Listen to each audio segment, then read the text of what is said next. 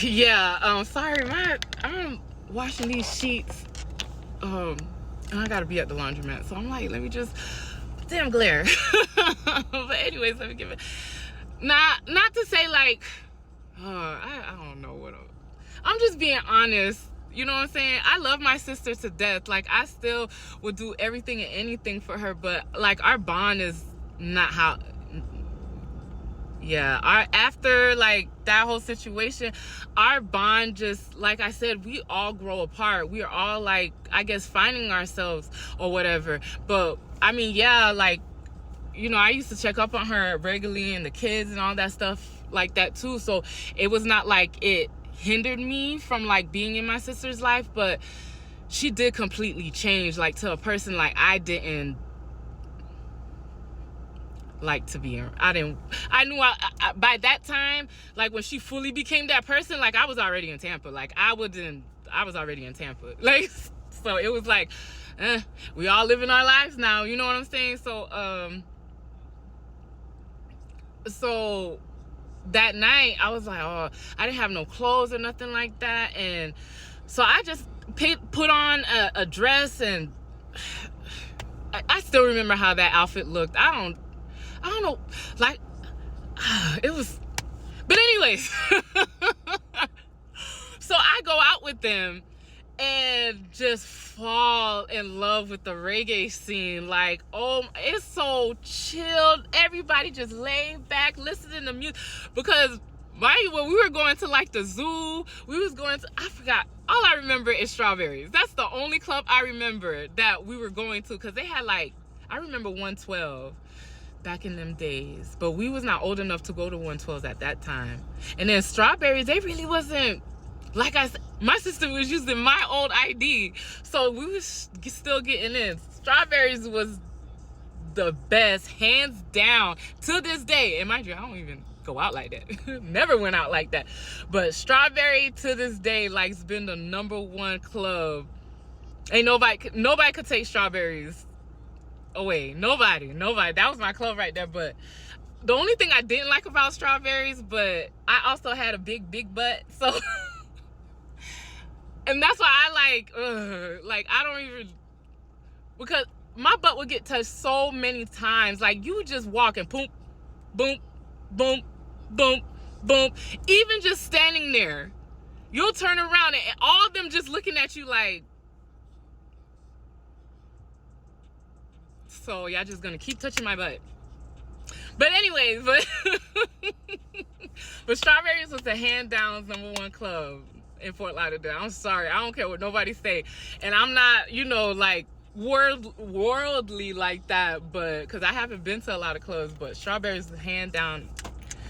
But when I stepped into this reggae scene, I just was like, oh my God, like, is this what the little crews, like, they had their crews, they had dance, it was just like a scene. Like, you could go there and literally chill. You don't have to, well, at that time, I didn't have to worry about nobody harassing me, because I wasn't, eye candy anyway. So I was like just vibing, like just listening to the music and just watching everybody dance, just have a good time.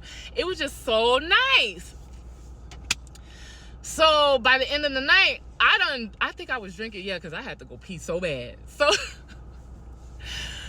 when we walking out the club, this dude is like, I guess, trying to talk to my sister. #1 red flag.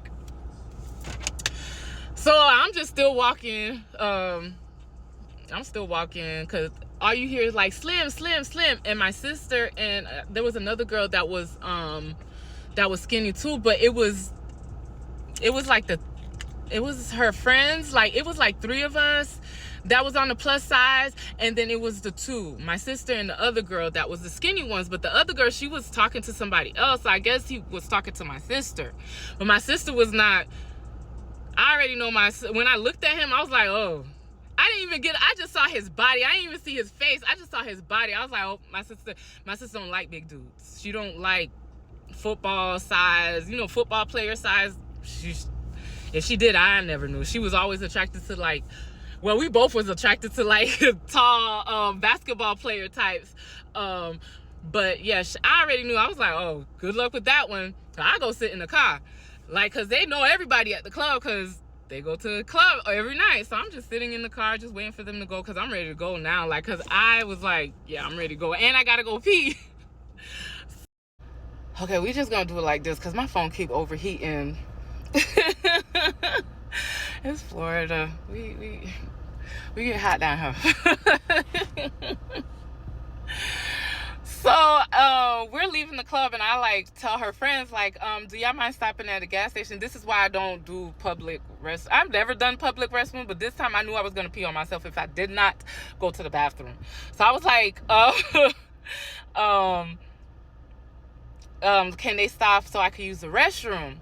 So as I go inside the gas station, go get the key to go to the restroom, this dude just pops out of nowhere. Like, I'm like, and I know I'm not drunk, but like, where did he come from? So he's like, hey, what's up with you? What's going on? And I was like, I'm going to the bathroom. Like that, he's like, well, you ain't gotta be so mean or something like that. He was saying, I don't know.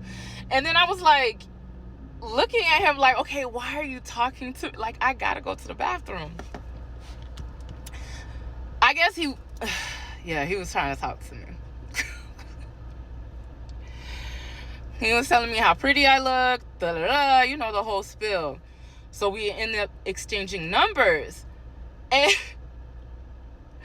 so then I was like, why that guy look familiar? Why he look familiar to me?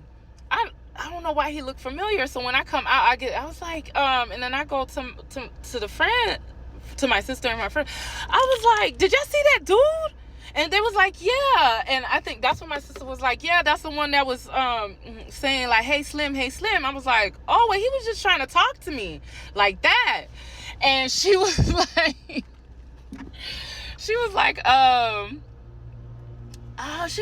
oh yeah, that was the one at the club. And I was like, oh. So I'm not thinking nothing of it, because I'm like, you could tell he was kind of drunk, because he had asked me for a hug, and he was like, can I have a hug? And I'm like, he's like, I'm not gonna bite or whatever. And I'm like, okay. So I gave him a hug, but he was like, you could tell he was kind of tipsy because of his eyes was like real glazed. So I'm not thinking nothing of it. I'm like, he's not gonna call, because if he was trying to talk to my sister, why would he want to talk to me? So then the next day, like, I'm on my way to work, getting ready because I'm gonna take the bus. And so then he calls me. At first I was like, hello. He was like, hello, is this Ludi? I'm like, yeah, this is Ludi. And he's like, hey, this is such and such. And I'm like, oh, the guy from last night. He was like, I'm sorry about last night. You know, I was real tipsy. You know, I'm just coming down here from Tallahassee. And, you know, I was going to USF. Just talking. He can talk a lot. And I wasn't a talker, so I didn't mind. But I've never seen a boy talk so much. And just for reference, this is the first person I have kids with. So welcome to the story of dating a Haitian American narcissist.